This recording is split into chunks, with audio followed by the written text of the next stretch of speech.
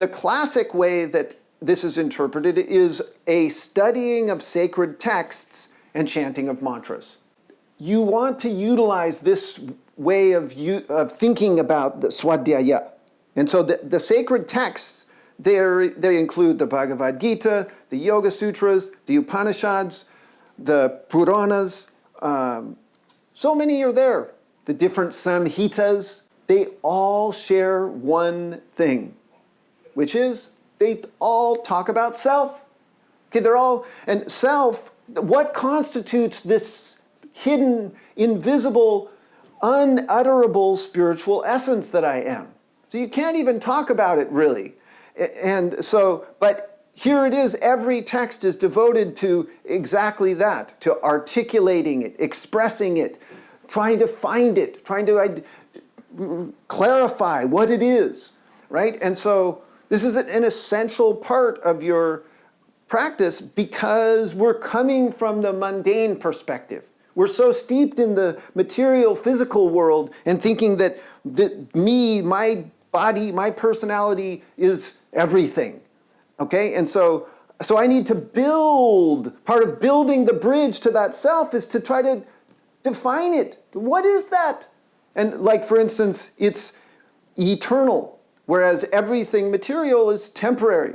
It's unchanging, whereas everything material is changing. It is unmoving, whereas everything material is moving.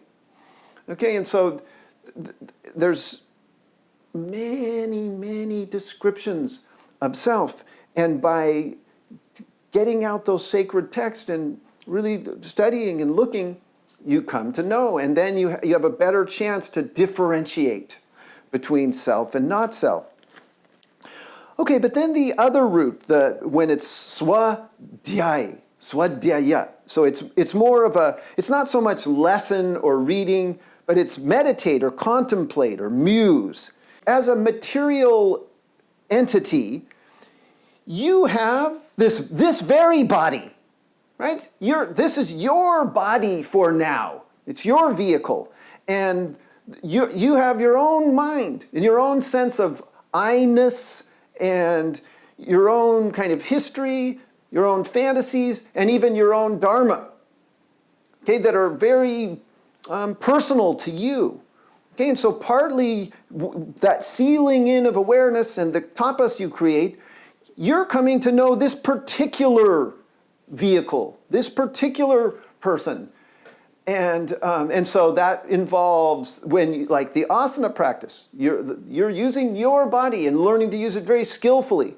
And so it includes like anatomy and understanding like the art of how the human body forward bends, but how this particular human body forward bends.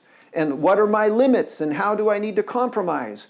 And then the same thing, you're examining your thoughts the psychic activity and your reactions and what raises anger in you or what gives you pleasure, or then you're kind of exploring who you are as a person, as self-study. Okay, and so and think of the difference in flavor between like studying this very profound, kind of undefinable, universal thing that applies to everyone, that's self, right? Versus this kind of me, this thing, and this thing as a particular vehicle to help realize that spirit. So there's a lot of self-respect and honoring and kind of compassion and loving and interest, investing in this very person through the self-study. Okay, and then one last part about it is that, remember that the state that brings us to yoga is called san yoga. It means that this is confused between what is the spiritual, what is the material. Okay, and so Svadhyaya, it's literally contemplating that I am not my body. I am not my thoughts. So it's like going through a list of what is material and keeping that that idea constant in your mind. Right? And so when I come to yoga and there's vritti activity and I'm identifying with that, I think my whole self is synonymous with this material part. But so Svadhyaya is to really distinguish. I'm very kind of pragmatically, it's just to remember, this is not me. This is not me. This is not me. Like in a very continual sense, in order to pull out of identifying with this as exclusively me.